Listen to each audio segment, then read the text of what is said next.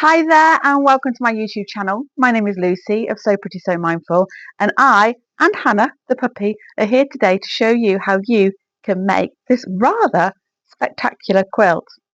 Now, this quilt I made last week. I woke up in the night and I had a flash of inspiration of what I wanted to do. Got up the following morning on the Tuesday morning, came to clubs and said to Mum, today we're going to make ourselves a quilt. And by lunchtime it was cut and sewn together in half. So we had done half of the quilt. And by 3 o'clock that afternoon I had done the other half. And I hope you can agree, I think it's really quite beautiful. Now, this colourway I've called Winter. And obviously it makes sense. If I've done a winter, then surely there's going to be a summer. And if there's a summer, then surely there's going to be an autumn and a spring too. And you would be right. I have curated 4 kits for you, should you be interested, so you can make your own quilt too. Now, this is a whopper of a quilt. It's actually, I'm going to say it's a single size because it's not a double, but the single is a kind of size where it would go over the sides of your bed. It is big enough. I can't remember the measurements, but I think this is just under 2 meters long, and that is certainly over 1 meter tall. Now, it is absolutely a beginner's friendly quilt, so don't be alarmed. The way we're going to make it is very, very simple, and do not worry, we will not be making lots and lots of half square triangles in abundance, because instead we've got a cheater's way of doing this. This quilt is all about simplicity, quick wins, and getting gifts out to people in time for Christmas. If you like this quilt for yourself, or you've got somebody in your family that you think would benefit from having this on their bed or on the back of the sofa. Now, do bear in mind that when you're looking at this quilt, we've got what looks like a pinwheel here, but just by the magic of placing colours or these half square triangles, which we won't be making, in a different order and sequence, what we get is this other interesting effect that happens, like here and here. So as we cross over the colours between this teal colour here and this grey colour here, we get this interesting pattern start to form. Now, I'm not going to lie to you. That was an accident. What was meant to happen was I was meant to have pinwheels all over. So if that's your cosy cup of tea, all you need to do is that layout for every single one of them. It really is that simple. So although I'm going to give you a layout, don't get tied down in the details of it all. That's when we start getting bogged down in the weeds, and that's when things become overwhelming. Trust me, if you had a full piece of fabric that is just these pinwheels on repeat all over, it's going to look delicious. I mean, if you look already, we've got a pinwheel here and a pinwheel here. It's only because these colours have changed order here and here that we're creating the effect. But if I look closely, I'm just trying to find one that's exactly the same.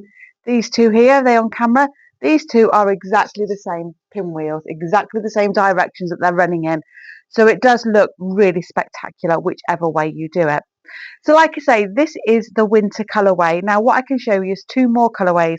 Can't show you the 4th because that's with Mum right now. She's busy making it. And today I will be working on the summer edition. This is summer.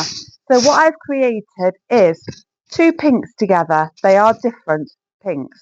Then we've got a yellow, an orange, this beautiful lime green, and the blue, and that is going to be coordinated against a white. So where you see black here, there will be white in this quilt. In the autumn edition, we have a whopping amount of teal being the equivalent of the black, and then these 6 colours. So I've gone for warmth here. So we've got this lovely red, rust colour, an ochre colour here, brown, lighter brown, and the coral. And they just work so beautifully, and they just remind me of warm, toasty nights as we move into that autumn season. And then spring, if you just imagine in your head your daffodils, your hyacinths, your snowdrops, your little crocuses, that is your colour palette. And it looks really quite beautiful.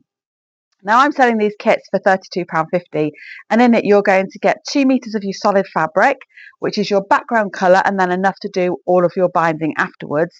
And then you're going to get, it should be 10-inch strips because that's what we're working with, but I'm cutting 11-inch strips, and I will explain later on why I'm doing that.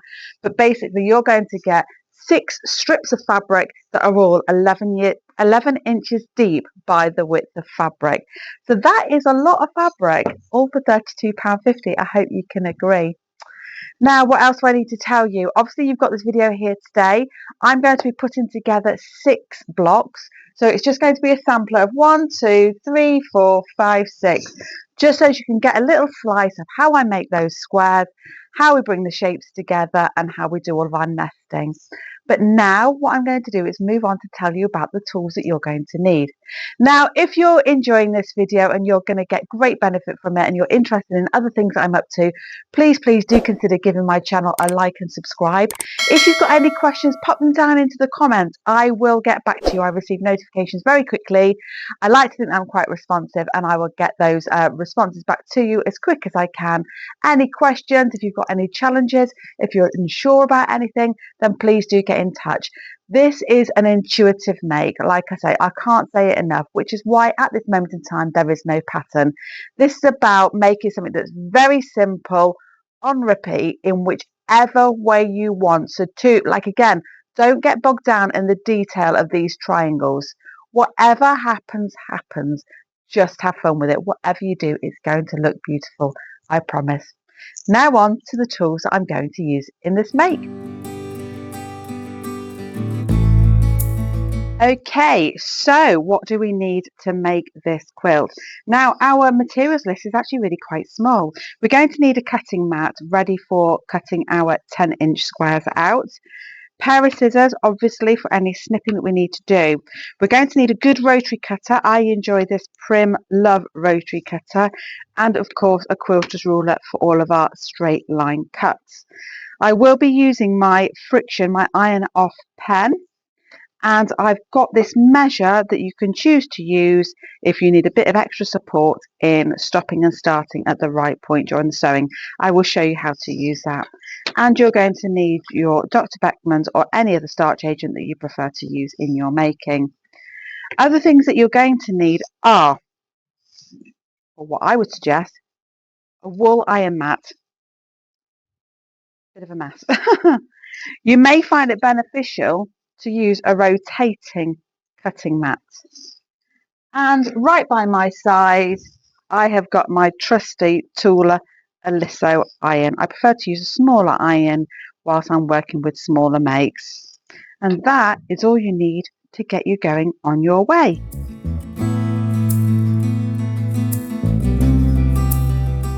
Okay, so we are at the good stuff. We're ready to start our make. Okay, so the first thing I want to explain is why we're going to cut into 11-inch strips when we actually need a 10-inch square. Let me show you. Now I've cut width of fabric and you can see I've measured 11 inches. Now it's not always the case, but sometimes we have shrinkage. What I want to do is I want to take my Dr. Beckman spray and I'm going to give it a spritz all over this fabric. Now it's good practice to do this when you're quilting because it is going to create a fabric that's going to behave a little bit more. We're going to be working on the bias and it's going to help prevent any stretching. So I've given it a little spritz and now I'm going to iron it. Now what can happen is there can be a tiny bit of shrinkage in it. Couldn't think of the word then. So I'm just going to iron that in. We're going to allow it to do any shrinking it wants to do. And then when it's all ironed in nicely, then we'll go in and we'll recut it to an 11-inch strip. So look at that, it's getting really nice and crisp again. Straight away, lovely. I love to use my starch. I get through bottles of this stuff. So we're just going to keep working that in all the way along. Now, because I've already done some of these squares, I only actually need 2. So I'll just cut 2 squares for today. Although I'm doing a sampler for this quilt, the problem is what happens is you get the taste for it and then you think, oh, I want to carry on making it now. So there's every chance at some point I'm going to end up having 4 samplers that then become 4 massive quilts on the wall, but that's okay, isn't it? One for every season. It's going to be lovely. So that's all ironed. Now, it may not have happened, like I say, these are good quality fabrics. I'm actually working with Craft Cotton Company Make and Believe, which is an organic, but other fibres may have little bits of polyester, bits of plastic in it that may cause a bit of shrinkage. But if I measure that now, well, there we go. It's a bit of sod's law. It's still 11 inches, but I would rather be safe than sorry. It's always worth doing that. quilters will know all over that it can be quite heartbreaking when things do shrink after the event. But that's it, that's done. So now we can put our iron to one side. I'll just switch that off. There we go. Pop it to one side, move my mat, and then we're going to go ahead and we're going to recut this strip so it's now 11 inches, sorry, 10 inches wide. I've got my posh cutting mat out today for the purpose of a video. So this is the Fiskars mat. It's a bit of a beauty. I don't use it very often, but my other mats are looking a little bit grubby. So there has been some movement because that's not quite lining up there. Got one layer there and one layer there. So it is good practice just to cut a little bit over, then cut again. So here we go. Let's give it its first cut. Remove any waste. And then I'm going to flip it around. And now we're going to measure to our 10 inches. So that is 1, 2, 3, 4, 5, 6, 7, 8, 9, 10. You probably can't see actually what I just did, but I was counting at the bottom here. So I've lined it up along here, along this edge, because these are all 1 inch squares. And I've gone 1, 2, 3, 4, 5, 6, 7, 8, 9, 10. So it's that one there, 34. And then I'm just going to use my ruler and I'm going to line it up to the top of the mat there, 34. Again, you can't see it. I don't know why I'm telling you this. And lining it up to the bottom. And then when it's lined up top and bottom, then we can cut it. If you're in any doubt, just rotate your ruler around instead. Get your 10 marking there, all lined up, and start trimming. And you can work your way up incrementally like this if you wish to do so. Or when we've got some cutting established, rotate your ruler then, line it up to this right hand edge that we've got here. There we go.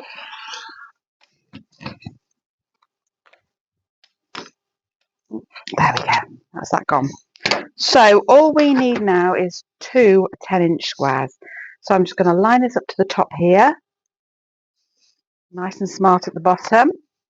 Let's get rid of some of this waste down here. So I'm going to use the grid marks on my mat again, top and bottom, just to remove.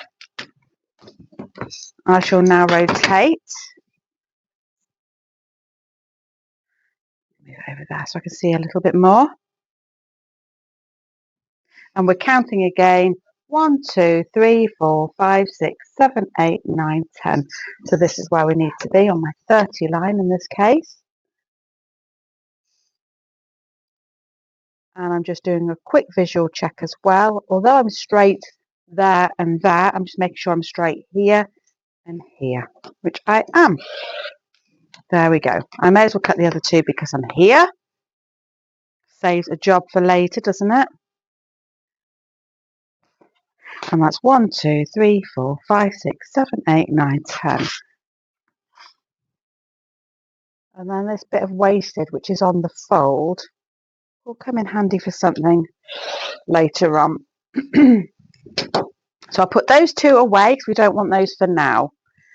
This is where we're now going to start bringing in some of our coloured squares. So the ones that I need are yellow and another shade of pink. I'm just going to be working with these ones today. Now, out of each strip, you're going to cut 4. So 4 yellows, 4 pinks, so on and so forth. So you will have 6 colours, 4 of each, 6 times 4 is 6, 12, 18, 24 squares when all done. Okay, all you're going to do now is you're going to take one coloured square, one white square, or whatever your background colour is, we'll call it a background, lay it on top. Like so. It needs to be perfectly on top. Now, this is where I bring in my ruler. Now, we all have different ways of doing this, but basically all we're going to be doing is sewing around the perimeter, the outside edge of this square in its entirety. And we're going to be working a 1/4 of an inch away around. Now, you can either make a marking for your 1/4 of an inch because this ruler is 1/4 of an inch wide.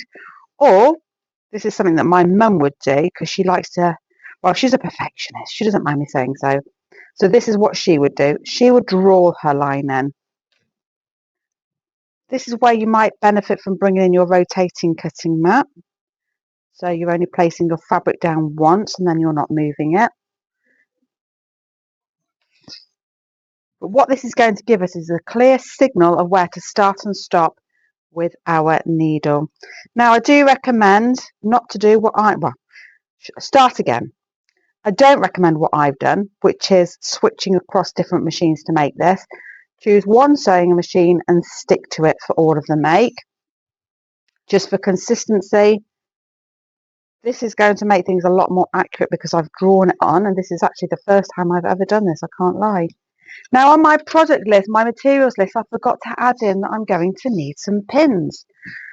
So at this point I would add some pins to this as well. So we've got one yellow one ready. So now I'm going to repeat with this pink.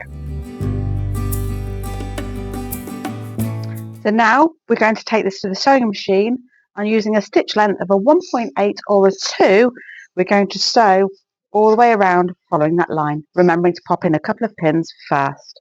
I'll meet you at the sewing machine.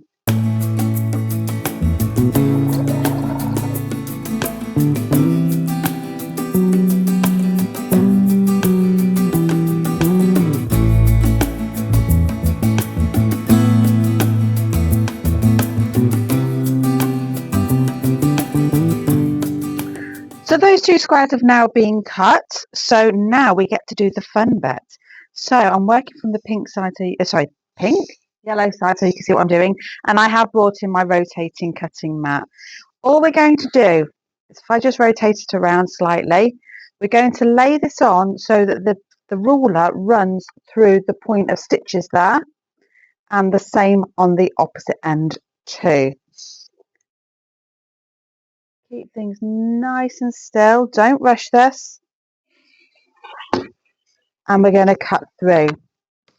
Now we're going to rotate our mat the other way, and we're going to cut in the other direction.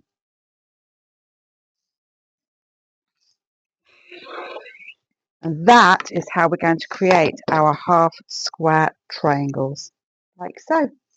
So I'm going to repeat that with the pink squares, and then it'll be time to do a little bit of ironing.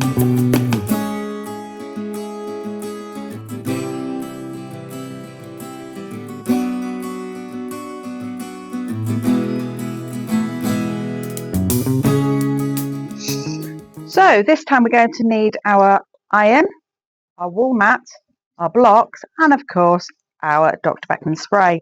Going to give it a tiny spritz. I can't say it enough. I use this stuff all the time. Give it a little iron first to press that in, and then I'm going to press the pink side away. So I'm always going to use the coloured side just to gently press away from that white. When that's pressed away, I'm going to smooth the iron over so that there's no lumps or bumps just here where the join is. And we've got a lovely block ready to go. So I'm just going to repeat to do the rest.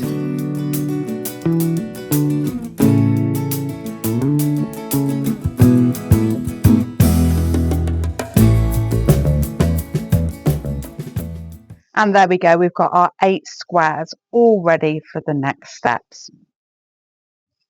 So there's all of our colours all ready to go. So all I'm going to do now is take each one and trim it back to a 6.5 inch square.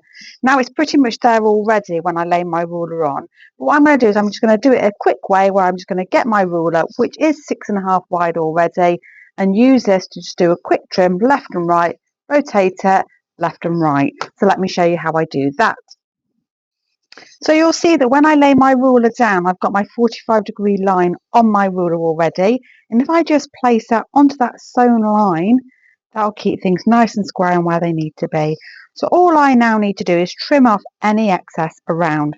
So if I just go to the right and trim, remove, rotate the mat around, things move then. I didn't really want them to, but it doesn't matter. And trim. Now all I need to do is trim the other two sides. So all I need to do here is make sure that I am lined up at the top and the bottom. Trim right on that point down there. Rotate, and it should be that it's already on that point at this bottom edge, ready to be squared. And then we've got a perfect 6.5 inch square. I'm just going to repeat to do all of the rest. I will see you on the other side.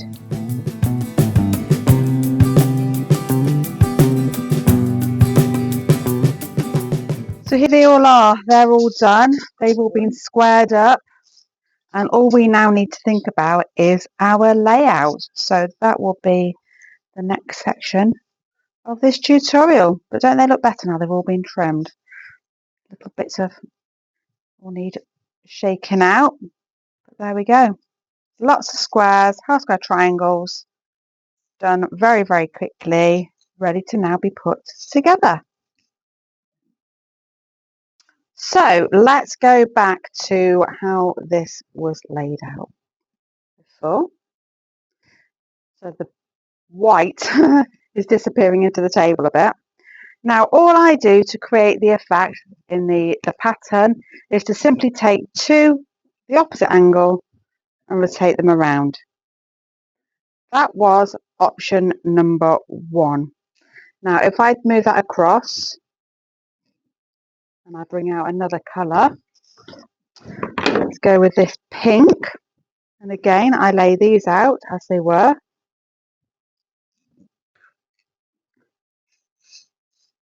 And then go to the outer corners, the same two, and rotate them outwards.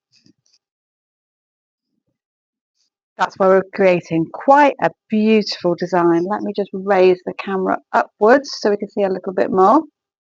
There we go. So that is one option that you can go for. Now, let's return this one back where it was. And this time what I'm going to do is I'm going to take the opposite corners and I'm going to move them outwards. Now we've got a different effect again. This is where we're bringing in our two solids together and two different colours together. So that is another option. Let me return it back. And I will return this one back. This time what I'm going to do is I'm going to make a pinwheel. And I'm going to move it. So we've got the green, the green, the green, the green. It's just one rotation around. Pink, pink, pink, pink. We've got another effect. Let's move this one back. We'll move it into the opposite direction. Another effect. We can do alternates. So can you see how versatile this pattern actually is? There's lots of things that we can do with a half square triangle to create interest. All you need to do is spend the time thinking about what effect you would like from your own. The effect again. What happens if I lift those two up, slide those two across, and put those two there? We've got another effect again. Let's put these like so, these like so, and move these ones outwards. So that would be the pink to the first point. So this time we're putting the white to the centres.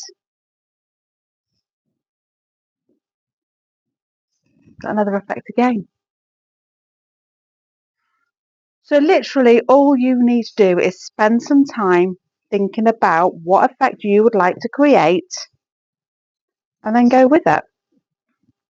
So I'm going to do a bit of a mixture, I think. of doing some blocks where I'm rotating it so I've got darker colours working outwards, and I'm going to do some blocks. Let me just move this in and over the top. Some blocks, or let me remember how I did it now, so that I have some whites touching there. So that'll go there, that'll go there, that'll go there. So we're always working to doing the opposites. So here we've got the whites going that way, the pinks going that way. And I think that is the effect that I will work with. So now we just need to piece them together. So now all we're going to do is we're going to work in pairs. And I'm going to get this one, flip it over, and I'm going to line up these corners here and here. Because this is in the opposite direction, the greens, I can actually nest those seams and pop a pin in just to hold it. Go to this corner here, pin to hold. And then with my 1/4 inch, I'm going to sew all the way down. Remember, if you want to be particular, get your 1/4 inch ruler, lay it down and draw a line. And that will be your sew line. So this one goes across like so. Again, I can nest my seams. Make sure they're nice and tight on those corners.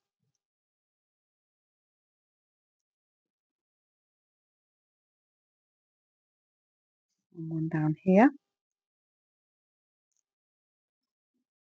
We're going to sew those edges at a 1/4 inch seam allowance.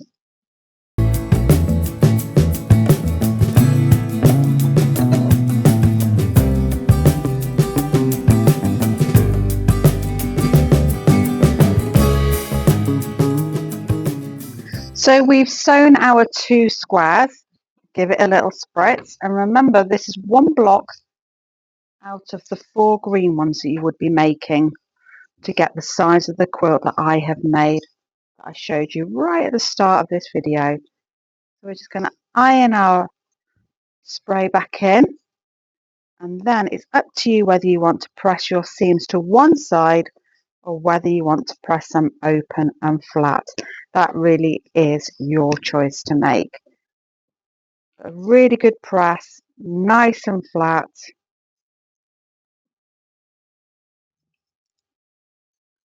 And then we'll go on to do our second one. Our pinwheel. This is where things can start to move and we can forget which way we've done things, which I'm definitely in that moment of right now, thinking, oh gosh, what did I say I was going to do? So the best thing you can do if you've got a memory like mine is take photos as you go, so you can keep going back and referencing how you did your make or how you wanted your make to look.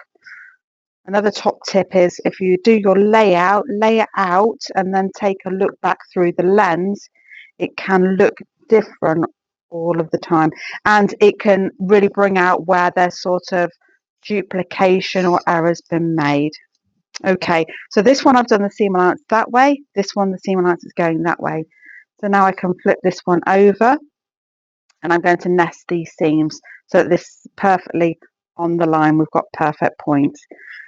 So I'm just going to roll it back and then pop a pin in just to hold it. Then I'm going to go to this corner, make sure it's lined up, nice and square, pin to hold, and the same on this end. Pin to hold, and then we're going to go back to the machine and sew at that 1/4 inch seam allowance.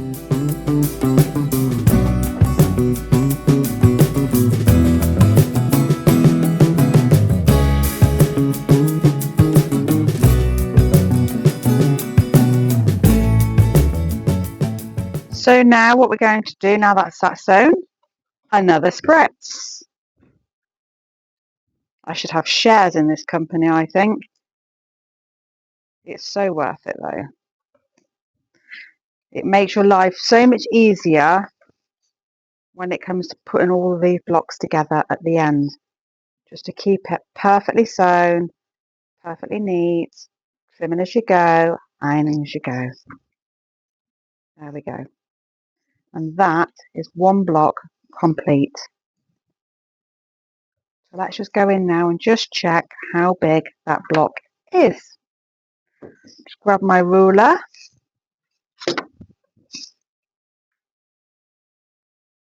12.5 inches. 12.5 inches. There we go. So now all I need to do is go on and make the others.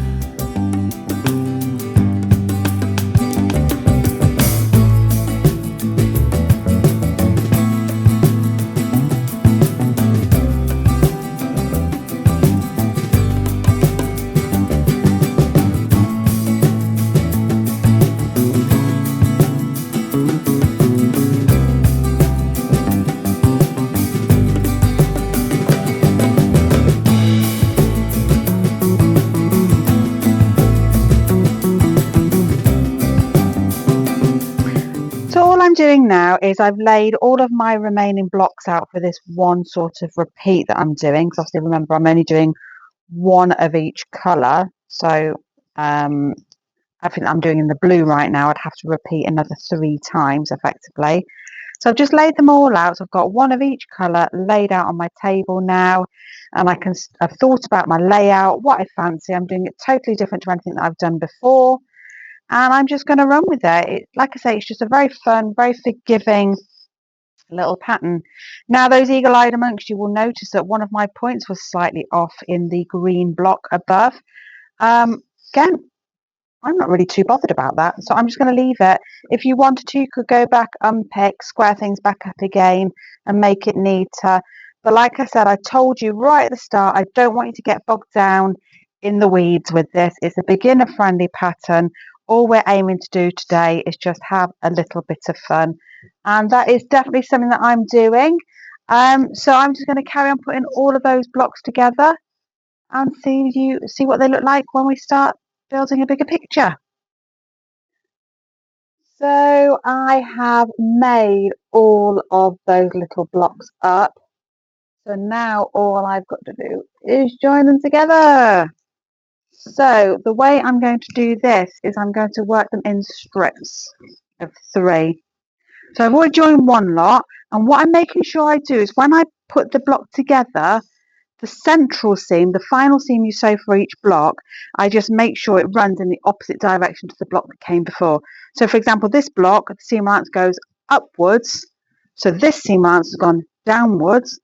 Therefore, this one here that I'm going to now attach has gone upwards, meaning that when I flip it over here, just rotate it again so I can see what I'm doing. But you can see they're going to nest beautifully. So they'll just lock into place, and that's going to give us the best point that we could really ask for. I'm just going to pin at each side as before, and then I'm going to sew using my 1/4 inch seam allowance. And then when that is sewn, I will do the block that comes above it, the next strip, and I will make sure that the vertical seams, these seams here, again continue to run in opposite directions so that they will always nest. Let me go ahead and sew this seam. So the 2 strips of 3 are now all made. Now all we need to do is join them all up. Now, oh, I've switched them around. I just realised that one was at the top before, wasn't it? Not that it would make any difference whatsoever, Lucy Lowe, but there we go. Right, so now all we're going to do is take the top one and flip it over, and we're going to go in and we're going to nest all of our seams again, and we're going to put a pin wherever there is a nest. Work along. You can feel it even if you can't see it. And then when this is pinned, we've got our final row of sewing to do. And then that is 1/4 of our blankets done. That took no time at all. Even when doing a YouTube video, it didn't take that long to do at all. had a few interruptions along the way and a bit of Hannah barking, but it was all good. So let me go ahead and sew this row.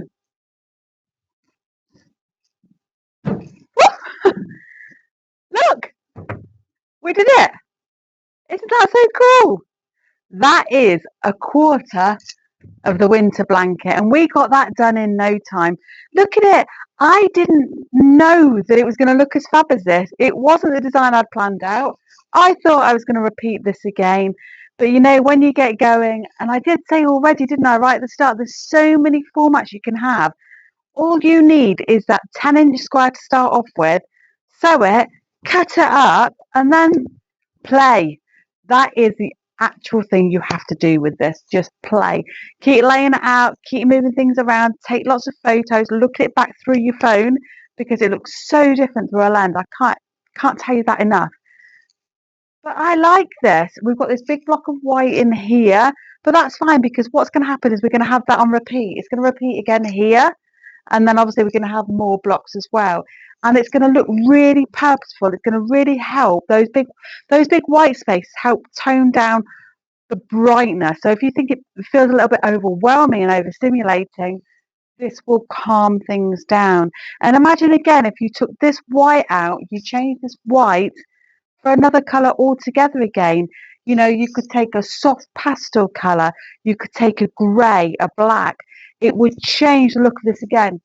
Black in here would make these colors be on fire. I promise you, it would look amazing. We sometimes say if you're not sure what color to have your background, choose from your white, your gray, or your black. They're always going to win. And I have to say, I think this is a winner. My summer blanket sampler is done, and I think it looks fantastic. Thank you so much for joining me today on this tutorial. I hope that you found something valuable, even if it's just the techniques that I used or the tools that I used. I hope you got something from this, and if you enjoyed the content, as always, please do consider giving my video a like and subscribe. And I hope that I will see you very soon back on this channel with more crafty goodness. But in the meantime, enjoy whatever it is you're working on today. Be happy, be well, have a wonderful day. Bye-bye.